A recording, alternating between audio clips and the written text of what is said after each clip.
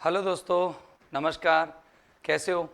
उम्मीद है बढ़िया ही होंगे। तो जैसा कि आपने पार्ट 1 पढ़ा और उसमें काफ़ी गैप लग गया, तो अभी गैप नहीं लगेंगे, कुछ कारणों से गैप लगे। तो पार्ट 2 में आज हम रिलेटिव प्रोनाउंस की बची हुई चीज़ें पढ़ने वाले हैं। रिलेटिव प्रोनाउन में हमारे जो रिलेटिव प्रोनाउंस बच रहे हैं वो आपके सामने हैं। सबसे पहले बात करेंगे बिच। बिच क्या होता है? बिच होता है बेटा जो या जो की जिसे। इसको हिंदी में कहते हैं जो की या जिसे। अब इसका एक ख्याल रखना आप कि ये हु और हुम ही होता है। एक तरह का हु और हुम होता है। ये एक तरह से कौन होता है? ये हु और हुम ही होता है। लेकिन इसका फर्क क्या है? हु और हुम का एंटीसीडेंट यानी हु और हुम से पहले जो नाउन आते हैं ना, नाउन प्रोनाउन, वो पर्सन होते हैं। और बिच से पहले पर्सन नहीं आता, बस पर्सन के अलावा और कुछ आता है। जैसे अगर हु और हुम होंगे तो कौन आएगा? पर्सन आएगा ना दोस्त, हाँ या ना? अगर पर्सन के अलावा अन्य कुछ आने लगा तो फिर बिच आएगा। अदर कुछ होने पर जैसे टेबल हुआ, या फिर अदर में मैं आपको एक तरीके से एक डिटेल बताता हूँ। जैसे एनिमल हुआ, कोई बर्ड है, कोई वस्तु है, कोई थिंग है, या फिर कोई भी लोकेशन है, और वो लोकेशन किस काम कर रही है? वो सब्जेक्ट या ऑब्जेक्ट का काम कर रही है। तो आप यहाँ पर क्या लगाएंगे? बिच। आप इसका रिलेटिव प्रोनाउन बिच होगा। जैसे आप देख सकते हो कि you need to tick the box, तो मैं वो बॉक्स टिक करने की जरूरत है। विच सेज यस, जो यस कहता है। तो बताओ बिच किसके लिए आ रहा है? बॉक्स के लिए। बॉक्स पर्सन नहीं है। पर्सन होता तो आपको यहाँ हु लगाना पड़ता। अगर यहाँ होता बॉय तो यहाँ होता who says. Okay. He will not have much time, उसके पास ज़्यादा समय नहीं होगा। To prepare for the meeting, meeting के लिए तैयार होने के लिए। बिच इज दिस आफ्टरनून, जो इसी दोपहर में है। बताओ बिच किसके लिए आया है? मीटिंग के लिए। राइट या रॉन्ग? आगे देखो। She had to get up, उसे जगना पड़ेगा, एंड वॉक, और चलना पड़ेगा, ऑल द वे, पूरे रास्ते पर, to the other side of the room, कमरे के दूसरी साइड में भी। विच इज नॉट इजी, और ये चलना मतलब ये भी ध्यान रखना कि मैंने लोकेशन लिखा है, थिंग लिखा है, बर्ड लिखा है, एनिमल लिखा है। कोई भी एक्टिविटी हो गई ना, एक्टिविटी जैसे चलना, खाना पीना, नहाना धोना, उस एक्टिविटी के लिए भी आपको क्या यूज करना पड़ता है? विच यूज करना पड़ता है। बस नॉर्मल समझने की चीज़ें हैं, ज़्यादा टफ नहीं है। आगे एग्जाम्पल लेंगे। देखो, विच दोनों काम करता है, सब्जेक्ट का भी और ऑब्जेक्ट का भी। अब अपन पहले देखेंगे इनमें सब्जेक्ट का काम करेगा। देख रहा हूँ, it was the same picture, ये वही पिक्चर थी, okay, which I saw at the national gallery, जो मैंने नेशनल गैलरी में देखी। तो बिच किसके लिए आया है? पिक्चर के लिए। और मैंने नेशनल गैलरी में क्या देखा? पिक्चर देखा।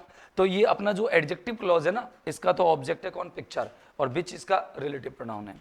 आगे देखो, द न्यू स्पोर्ट्स कॉम्प्लेक्स, ये सब्जेक्ट हो गया। The new sports complex which will be built, जिसे बनाया जाएगा on the site of the old power station, old power station की जगह पर, विल प्रोवाइड फैसिलिटीज, वो फैसिलिटीज देगा for cricket, saucer, bowls and badminton, इनके लिए। तो बिच किसके लिए आया है? बिच आया है स्पोर्ट्स कॉम्प्लेक्स के लिए, और स्पोर्ट्स कॉम्प्लेक्स सब्जेक्ट है इस रिलेटिव क्लॉज का। तो बिच जो आता है वो सब्जेक्ट के रूप में भी आता है, ऑब्जेक्ट के रूप में भी आता है। बिच आगे वाले क्लॉज का ऑब्जेक्ट भी होता है, और बिच आगे वाले क्लॉज का सब्जेक्ट होता है। देखो इसमें सब्जेक्ट नहीं है ना, क्योंकि बिच खुद ही सब्जेक्ट है, और इसमें ऑब्जेक्ट नहीं है। देखो मैंने किसे देखा? मैंने देखा पिक्चर को। तो इसमें ऑब्जेक्ट क्यों नहीं है? क्योंकि बिच खुद ही ऑब्जेक्ट है। आगे देखो, बिच एक प्रपोजिशन के लिए भी आती है। कैसे आती है देखना। Early in the autumn term, autumn के जो टर्म थे वहां, उसमें शुरुआत में, देयर इज ए रिसेप्शन, वहां एक रिसेप्शन हुई। एट विच, जिसमें, तो देख लो प्रपोजिशन आ गई ना। तो रिसेप्शन हुई जिसमें you can meet current staff and student, जिसमें तुम करेंट स्टूडेंट और स्टाफ को मिल सकते हो। एक खास बात बताता हूं, मान लो कोई प्रपोजिशन आ रही है और आपसे पूछे कि प्रपोजिशन के बाद कौन कौन से रिलेटिव प्रोनाउन आ सकते हैं, तो आप इन तीनों की जगह बताना। पहला हुम, दूसरा वॉट, और तीसरा विच। अब कौन कब आएगा इसकी जानकारी दे देता हूं। जब आपका एंटीसीडेंट पर्सन हो तो आप लगाएंगे हुम, हो गया। और जब आपका एंटीसीडेंट वर्ब होगी तो आप लगाओगे वॉट, हो गया। और जब आपका एंटीसीडेंट कौन होगा? अदर, कोई पर्सन के अलावा, वर्ब के अलावा, तो फिर आप लगाओगे बिच। ओके। अब देखो, रिसेप्शन पर्सन भी नहीं है और रिसेप्शन वर्ब भी नहीं है। स्वागत क्या है यहाँ पर? नाउन है, भाववाचक नाउन, एब्स्ट्रैक्ट नाउन। तो अपन ने ये लगा दिया। तो देखो, द फेमस रस्टन स्टोन, अब रस्टन स्टोन है ना, तो स्टोन वस्तु हो गई, तो अभी अपन ने क्या लगाया? देखो बिच लगाया। लगाया कि नहीं लगाया? आगे देखो अगला, दैट। अब दैट कब आता है? नॉर्मली दैट आता है जब अपन इंडेफिनिट प्रोनाउंस के लिए यूज करते हैं। जैसे इंडेफिनिट मतलब होता है, जैसे ये समवन हुआ, ठीक है ना, समबड़ी हुआ, someone, somebody, anyone, anybody, anyone, anybody, everyone everybody और no one nobody, everyone everybody और नो वन नोबडी।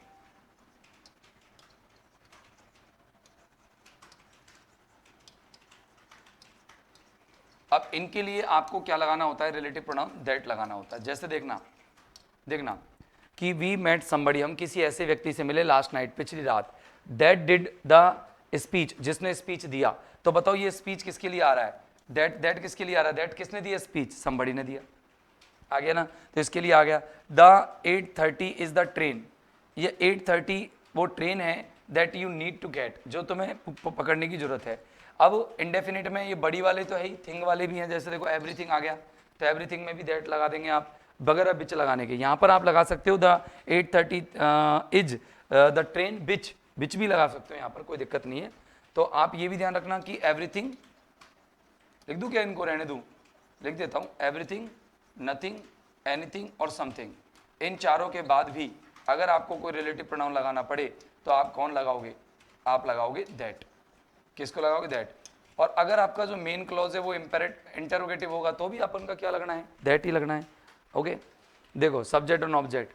अब यहाँ पर देखना, he finally remembers one lesson that is, अब यहाँ पे तो नॉर्मली यूज किए हुए इन एग्जाम्पल्स में, बाकी का मैं एक चीज़ और बता देता हूँ। जैसे आपका एंटीसीडेंट है, अगर आपको कभी डिस्प्यूट पूछे तो बता रहा हूँ, जैसे अगर आपको दैट भी दे दे बिच भी दे दे तो आपको डाउट हो कि यार दैट लगाऊं कि बिच लगाऊं, तो मैं आपको एक तरीका बताता हूँ। वो एवरीथिंग नथिंग वथिंग तो आपने देख ही ली है, ठीक है। फिर बाकी का ये और याद रखना, ओनली, ऑल, सम, सेम, फ्यू और लिटिल।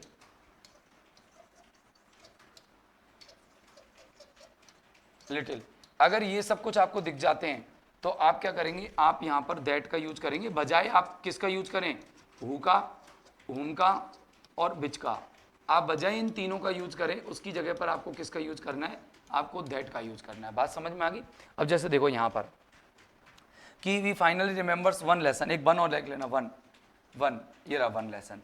तो वन और लिख लेना कि अगर हमने फाइनली क्या किया, रिमेंबर याद किया वो एक लेसन जो कि मम ने हमें दिया था। इधर देखो सेम आ रहा है, तो सेम में बिच भी लगाया हुआ था, लेकिन फिलहाल अपन नोट करें तो ये चीज़ आपको ध्यान रखने की है। आगे देखिए, सुपरलेटिव डिग्री का विशेष ध्यान रखें। अगर आपका एंटीसीडेंट है और एंटीसीडेंट में सुपरलेटिव डिग्री आ रखी है, क्या रखी बेटा, एंटीसीडेंट में कौन सी डिग्री आ रखी है, सुपरलेटिव डिग्री, ध्यान रखना कौन सी डिग्री, सुपरलेटिव। सर सुपरलेटिव तो हमको आती नहीं है, मैं बताता हूँ सुपरलेटिव कैसे पहचानोगे आप। सुपरलेटिव पहचानने का सबसे बढ़िया तरीका है कि आपको या तो एडजेक्टिव बेस्ट मिलेगा, या फिर मोस्ट मिलेगा, या फिर एडजेक्टिव में EST मिलेगा।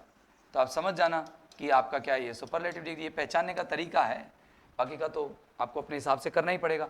और फिर यहाँ पर आप क्या लगाएंगे, दैट, क्या लगाएंगे, दैट। तो देखो, the Wimbledon men's final was the best game, best आ गया ना, और बेस्ट आते ही अपन ने क्या लगाया, दैट, हो गया। अगला देखे, दैट प्रपोर्शन, दैट प्रपोर्शन के लिए कभी नहीं आता, कभी नहीं आता, बस ये ध्यान रखना। देखना यहाँ पर बॉल्स आ रहा है तो दैट आ गया और प्रपोर्शन उसकी पीछे जाएगी, और अगर ये प्रपोर्शन उठ के यहाँ आ जाती विद, तो फिर यहाँ पर बिच आ जाता। और इसमें कुछ खास नहीं है समझने के लिए। नो रिलेटिव प्रोनाउन, तो ये अपन ने नॉर्मल कहा, German is a language which I have found, ये तो नॉर्मल सेंटेंस है, एकदम मिक्स रिलेटिव प्रोनाउन है। तो देख लीजिए, लैंग्वेज नॉन लिविंग थिंग है, तो नॉन लिविंग थिंग होने की वजह से अपन ने विच लगाया। सिंगर पर्सन है, हु लगा दिया। हिल पहाड़ी, फिर से ही पर्सन नहीं है तो विच लगा दिया, ठीक है ना। बाकी का नो रिलेटिव प्रपोर्शंस, ये आपके और काम की चीज़ नहीं है। एक चीज़ और मैं आपको बताना चाहूँगा कि अगर मान लो आपसे कोई पूछे वेयर, तो वेयर के पहले प्लेस होना चाहिए, ओके, और वैन पूछेगा तो टाइम होना चाहिए। बस ये चीज़ और ध्यान रखना। क्या बोला मैं, अगर आपसे कोई कहे कि वेयर कब आएगा, तो आप इससे पहले लोकेशन देखेंगे,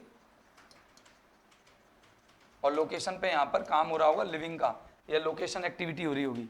और अगर मान लो यहाँ पर टाइम दे रखा हो तो आपको क्या भरना है, वैन, बस। इसके अलावा और कोई रिलेटिव प्रोनाउन आपके नहीं है। मुझे लगता है ये पार्ट 2 भी बहुत छोटा सा पार्ट था जो रह गया था, उस दिन क्लास लंबी हो गई थी इसलिए, नहीं बाकी का तो इसमें कुछ पढ़ने लायक खास है नहीं। वाई रीजन के लिए आता है, जहाँ पर आपको रीजन दिखेगा वहाँ वाई लगा देना। जैसे देखो द रीजन और वाई, तो आपके दिमाग में एक चीज़ सेट रखना कि द रीजन वाई।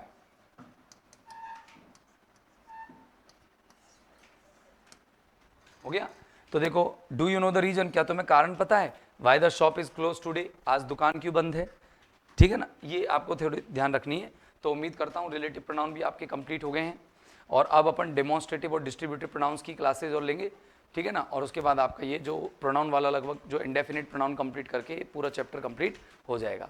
तो दोस्तों उम्मीद करता हूँ कि आपको समझ में आ रहा होगा। बाकी की और अगर आपकी कोई कमी भी ऐसी लग रही हो तो ज़रूर आप एक बार कमेंट करके बताएं। Thank you very much, bye bye.